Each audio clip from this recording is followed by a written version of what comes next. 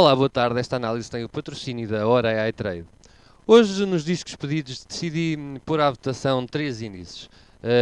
A votação foi extremamente equilibrada, o Nikkei ficou com apenas 2%, sinal de que os investidores portugueses não andam ainda pelas terras nipónicas e compreende-se porque as horas de negociação são um bocadinho incompatíveis com os hábitos de sono dos portugueses.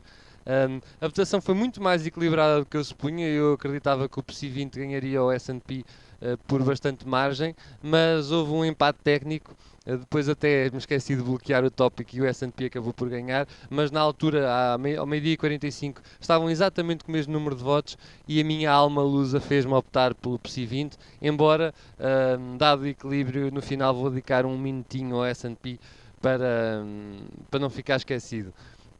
Porquê é que eu hoje decidi optar pelos índices? Porque os mercados têm vivido dias de correções bastante fortes e seria interessante, e muitas pessoas têm solicitado uma revisão da situação geral do mercado. Confesso que não vai ser fácil, mas eu já vou explicar porquê. Temos aqui o cenário de longo prazo do PSI 20, já várias vezes visionado, mas há sempre quem gosta de ver esta perspectiva de longo prazo do PSI e é muito interessante, continuo a dizer, ver a big picture é muito, muito, muito interessante. Um, e nesta altura já podem, já podem ter uma visão bem geral do que tem sido estes anos de muita volatilidade na Bolsa Portuguesa. Vamos agora aproximar-nos e tentarmos perceber o que é que tem estado a acontecer nos últimos dias. Um, a ideia, quando aqui no dia 12, 13 de março, já não sei bem, eu faço uma análise sobre o S&P e digo que para Portugal a minha análise é semelhante. Um, Falei num excessivo pessimismo. Uh,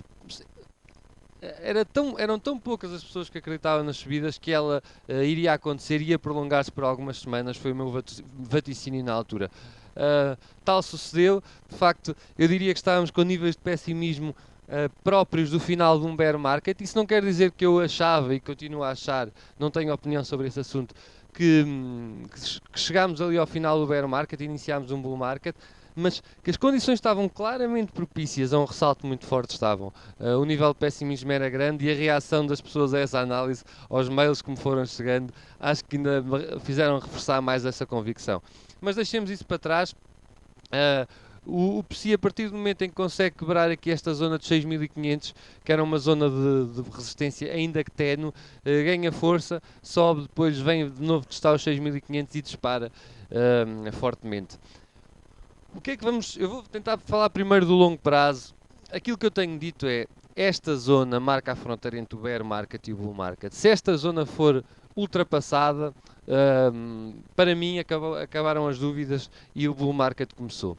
A verdade é que estamos ainda longe, não estivemos tão longe quanto isso, mas a aproximação desta zona fez o mercado cair. Vamos falar de curto e de médio prazo, que é a situação mais difícil neste momento para nós. Eu tenho sempre muitas dificuldades neste momento. Acertei no timing da subida, os mercados prolongaram esse ressalto bem forte e agora até onde pode durar esta correção? Será que invertemos a tendência de curto e médio prazo? Uma pergunta muito difícil de responder. Eu tenho muita dificuldade sempre, e não tenho qualquer problema em admitir isso, em tentar entender até onde vão chegar as retrações. Estas quedas são muito importantes para abalar a confiança dos gestores. Notava-se um otimismo crescente, as pessoas a aparecerem no fórum, a perguntarem onde é que deveriam investir. Não era se deveriam investir, era onde é que deveriam investir. O número de page views do Caldeirão tem subido de uma forma brutal. Isso também é um sinal que o otimismo foi crescendo. E estas quedas, o ideal para os todos seria um abanar destas quedas, seria um abanar destas quedas, diria, um abanar deste otimismo, que o pessimismo voltasse, que as pessoas continuassem voltassem a falar na possibilidade de novos mínimos. Isso é muito importante para que esta tendência de curto e médio prazo se mantenha. Mas em termos técnicos, o que é que eu antevejo? Primeiro, há aqui uma zona de suporte que não está definida, mas que nós poderemos definir. Vamos aproximar aqui um bocadinho a imagem.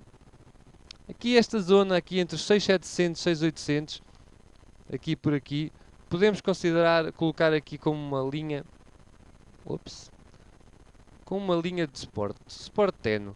Entre esta zona e esta, poderemos considerar aqui uma hipótese de paragem desta retração, caso a tendência de curto e médio prazo seja ascendente. Em termos de inversão da tendência, uma vinda aqui abaixo desta zona, entre 6.450 e 6.500 pontos, 6.500 pontos, aí sim, definitivamente os ursos voltariam ao comando da situação no curto prazo. Portanto, a análise não é muito conclusiva. A verdade é que todas as retrações, reparem, esta retração, esta mais curta, são retrações algo rápidas, não tão fortes como esta, mas são retrações fortes em pouco tempo e têm sido boas oportunidades dentro desta tendência de curto prazo. Portanto, eu acredito que estas retrações possam ser aproveitadas para quem está a investir do lado dos compradores em termos de longo prazo, de curto prazo. Está cheio de erros esta análise. Haverá um dia em que, por exemplo, como foi o caso hoje, uma retração aqui já perto desta zona que eu considero de suporte de curto prazo, em que nós iremos comprar nestas retrações e depois o mercado continuará a cair. Mas isso são os riscos de quem negocia. E uma vinda abaixo desta zona de suporte geraria uma inversão de curto prazo e nós o que é que teríamos que fazer? Fechar as nossas posições, assumir as nossas perdas e, ao contrário destas retrações, assumir que perdemos uma boa oportunidade, que cometemos aqui um erro, mas faz parte. Faz parte do trading errar e é importante nós termos uma estratégia. E a minha estratégia tem sido, nestas retrações, dentro desta tendência de curto prazo, comprar. Comprar e já assumi aqui, nesta altura, uma ruptura desta zona de 6.450 a 6.500 muda completamente o meu cenário de curto prazo. Ou seja, em termos de longo prazo nada se alterou, temos aqui esta zona que marcará a fronteira entre o bear market e o bull market e apesar das quedas ainda não podemos declarar este ressalto terminado. Vamos então um cheirinho aqui ao S&P rápido. Vamos cá ver. S&P parou aqui na sua grande zona de resistência, ultrapassou aqui, reparem, no dia 13 de março, 13 de março, a análise é exatamente a mesma, tirada a papel químico. Temos aqui esta primeira zona de suporte muito importante do S&P nos 870 pontos, é importante que não seja quebrada, e eu consideraria aqui esta zona dos 830 também uma zona muito relevante. Abaixo dos 830 pontos declaro como terminada esta tendência ascendente de longo prazo, mas estes 870 pontos também podem, esta zona pode suportar o índice. Portanto, são análises muito semelhantes, o PSI 20 naturalmente que está muito relacionado com todos os índices mundiais e, tal como vos disse, não há certezas nos mercados e as retrações nas tendências são dos momentos em que eu tenho mais dificuldade em analisar e, portanto, quando tenho muita dificuldade em analisar, não invento, dei-vos a minha panorâmica do mercado, a minha estratégia atual e não se esqueçam, para se ganhar é preciso correr-se riscos, é preciso saber-se assumir os erros, porque se alguém diz que nunca perde ou que não erra, das duas uma, ou está a tentar enganar ou tem muito pouco tempo de mercado. Muito obrigado e até à próxima análise.